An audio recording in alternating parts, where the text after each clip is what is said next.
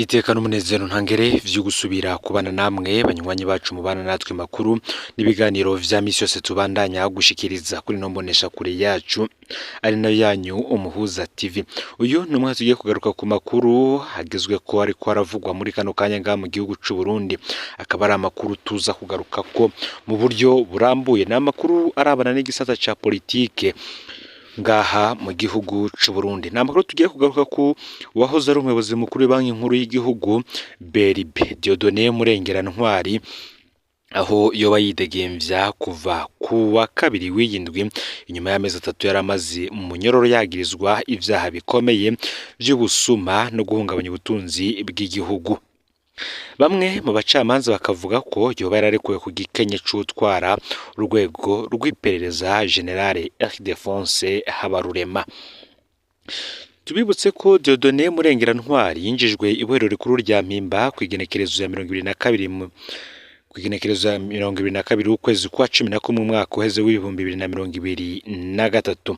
Hari amasoko avuga ko Dieudonné Murengerantwari azira ko ico gihe yazira ko batarashoboye kunyegeza ko hari amafaranga menshi y'igihugu akoreshwa n'umuryango w'umukuru w'igihugu mu buryo budahuye n'amategeko.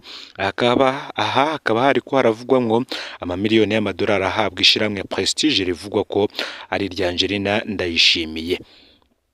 Aha kandi akaba ari naho Perezida Evariste Ndayishimiye yoba yaravuze ko wenyine aherutse gutangaza ko Yegacisi Yoseph FMI camwagiriza ko ari we musuma mukuru mu gihugu c'u Burundi.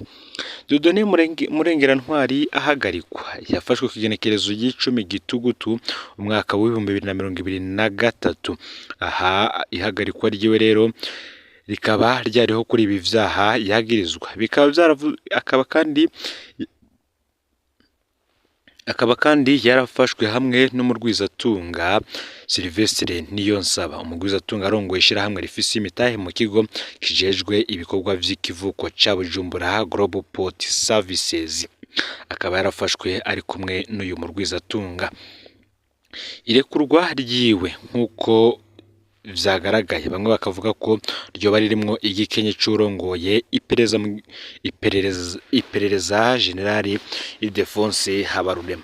Ese ni kuki Dieudonné Murengerantwari yoba yararekuwe uwo munsi nyene? Ibi nivyo tugiye kugaruka ko muri ano makuru ku buryo burambuye, tunababwire ingene vyaciyemo vyose kugira ngo uyu munyamafaranga mu gihugu c'u Burundi arekugwe, gusa akarekugwa abanje no kwakwa ingwati y'imiliyaridi 3 z'amafaranga y'amarundi. Vyonda subscribe canke sabone niba utari wafyina ko kugira ngo utoje ucikanwa nayo dushikiriza. Sangiza no makuru bagenzawe kandi aho baherereye hose kugira ngo nabo batuje bacikanwa nabiriko biravugwa bigezwe ko ngaha mu gihugu c'u Burundi, hanze imbere y'igihugu c'u Burundi ndetse no makungu yakure. Mwahe kaze mwidonido yano makuru. Dieudonné Murengerantwari yaragenywe kuburonkora Banki Nkuru y'Igihugu muri Myandagaro umwaka w'2022 ikwezi imbere y'ibogozwa rya General Guillaume Bunyoni. Mwibanga ntangere Dieudonné Murengerantwari yateguranye na Perezida Evariste Ndayishimiye ndetse n'umushikiranganje wa mbere Gervais Ndirakobuca umugambi wo guhindura amafaranga ibipapuro. Intumbero bavuga ko ariyo kwaka amahera abanyegeje amamiliyaridi mu mihana yabo, bari biteze ko Bunyoni nabo bacuditse bahahombera ibitarabaye. Inyuma yo guhindura aya mafaranga y'u Burundi ibipapuro, ifaranga ry'u Burundi ryabandanije guta agaciro, amanoti nayo yabandanije gukena.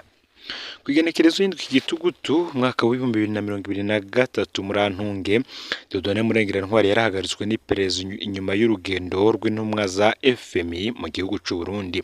Haravuzwe ko Dieudonné Murengerantwari yoba yaramenye ibanga ku mafaranga mvamakungu yoba atangwa ukuntu gutangaje mw'ishiramwe ryo kurangura ibitoro Prestige, rivugwa ko umupfasoni w'umukuru w'igihugu Angelina Ndayishimiye yoba afisemwo umutahe. Aho kandi ni mu gihe Banki Nkuru y'Igihugu itwarirwa mu biro vy'umukuru w'igihugu. Nanone Dieudonné Murengera-Ntwari yahagaritswe yagirizwa ivyaha bikomeye birimo kubangamira ubutunzi bw'igihugu, kwakira ibiturire, gukoresha amafaranga ava mu vyaha ndetse no kunyuruza amatungo y'igihugu. Ifatwa ryiwe rikaba ryarakurikiwe n'irya benda hamwe wiwe umudandaza Sylvestre Niyonsaba yahavuye arekurwa atangishijwe ingwate y'imiliyaridi zitatu. Inyuma y'ukwezi n'inusu mw'iperereza, Dieudonné Murengera-Ntwari yajanywe mu ibohero rikuru rya Mpimba muri Munyonyo, akaba yarakuweyo atigeze aburana.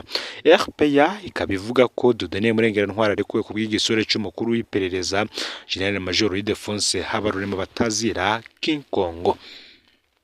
Tubibutse ko umushingamateka Agathon Rwasa ari we yaheruka kubaza ati kubera iki uwivye igitoke kubera ashonje afatwa agapfungwa, ariko uwivye amamiliyaridi menshi agasabwa gusubiza canke gusubiza gusa kandi ari we aba yakoze ivyica igihugu cose. Bamwe bati harimwo uruheri rwinshi mwirekurwa ry'uyu Dieudonné Murengera-Ntwari yahoze arongoye ibanki nkuru y'igihugu y'u Burundi. Tugaruke kandi kuri ya ngingo yari yafashwe ari y'abagabo batatu. Iyi akaba ari ya ngingo y'ibanga y'abagabo batatu, bimwe mu binyegezwa vyafashwe kuri ya ngingo yo guhindura amanoti y'ibipapuro. Ingingo yo guhindura amanoti yatangajwe icese mu gihugu c'u Burundi kw'igenekerezo y'indwi kwezi kwa gatandatu umwaka w'ibihumbi 2023, ariko amanoti mashasha akaba yarakozwe kw'igenekerezo y'indwi Munyonyo umwaka w'ibihumbi 2022. Ni ukuvuga ko amanoti yari yarakozwe amezi ndwi imbere y'uko ingingo imenyeshwa. Kw'igenekerezo y'indwi Munyonyo umwaka w'ibihumbi 2022 akaba hari haciye amezi abiri neza na neza General Ngiyome Bunyoni abogojwe mu mabanga y'umushikiranganje wa mbere. Hari haciye amezi abiri nyene Lieutenant General Gabriel Nizigama batazira Tibia akuwe kuba umuyobozi mwishikira mu biro vy'umukuru w'igihugu ajejwe ibibazo vya gisivile. Muri ayo mabanga yari yarihaye ububasha budasanzwe bwo kugenzura ibikorwa vy'ibanki nkuru y'igihugu BRB. Mu yandi majambo bano bategetsi bapfuye gukurwa mu mabanga, ubwo nyene harategurwa mu ibanga umugambi wo guhindura amanoti mu gihe abategetsi bakekwa ko bari banyegeje amamiliyaridi atari make. Muri Ntwarante umwaka w'ibihumbi 2023 Perezida Evariste Ndayishimiye nibwo yagabishije ababika amahera menshi cyane mu nzu zabo ko bazotangara bavyutse basanga amafaranga bafise yamaze kuyahindura ibipapuro.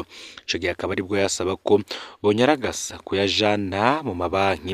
Ico benshi batamenye nuko yavuga yaramaze guheza igikorwa cyo gukoresha amafaranga mashasha. Ijambo rikaba ryari rimeze nk'umutego ngo kugira ngo abanyegeje ayo mahera biyerekane, maze n'ivyagirije vyorohe kuri bamwe nka General Bunyoni. Ivyo ariko biraba ico gihe wame ngo yari inkurikizi yuko ibihangange vyagabaye Perezida Ndayishimiye mu kutubaha ijambo yavuze muri Ntwarante uwo mwaka.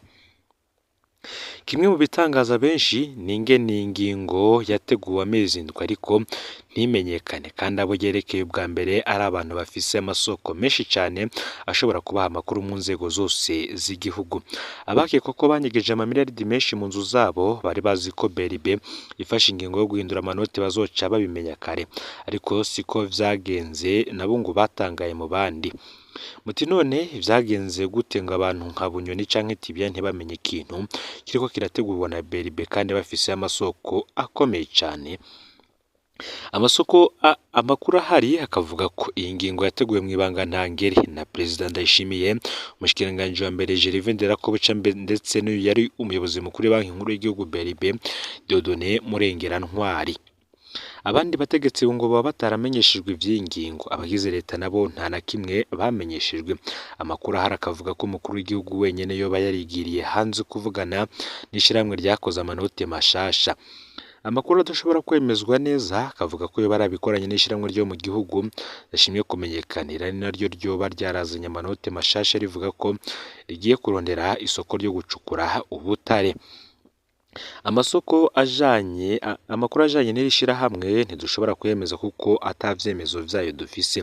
Kuba iyi ngingo kandi yarafatiwe mu karwi gato cyane vyaragize ingaruka ku kungena igikorwa cyo guhindura amanoti cariko kigenda kurondera kugumya ibanga, vyatumye inzego zibikora zititegura neza.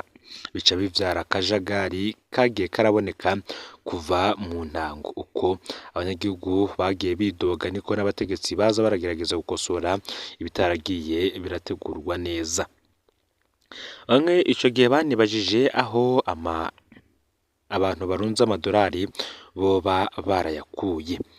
Gusa harya Ndayishimiye yavuga neza ko azi ko abafise amafaranga ntiyari karabesha kuko abazi neza, ndetse na bamwe mu bayafise barakoreshejwe inama yo kubahanura ngo bajane mu mabanki nabo baranka. Bamwe bakaba baraniketse ko yoba ari umutego kandi koko ngo ari wo, mu gihe amafaranga yandi yaza yamaze gukoreshwa. Perezida Evariste Ndayishimiye nabo bateguranye ingingo yo guhindura amanoti, babikoze bazi neza ko intumbero ari uguhindura ayo mamiliyaridi yanyegejwe.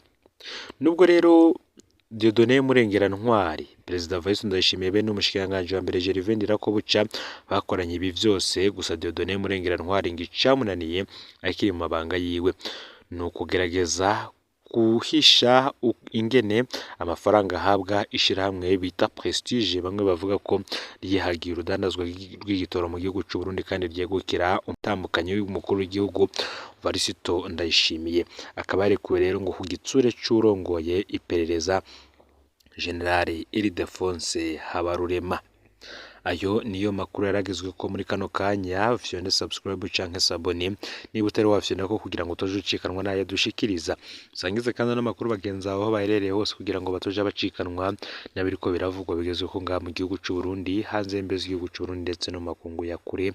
N'umuhuza TV Imana ibahezagire.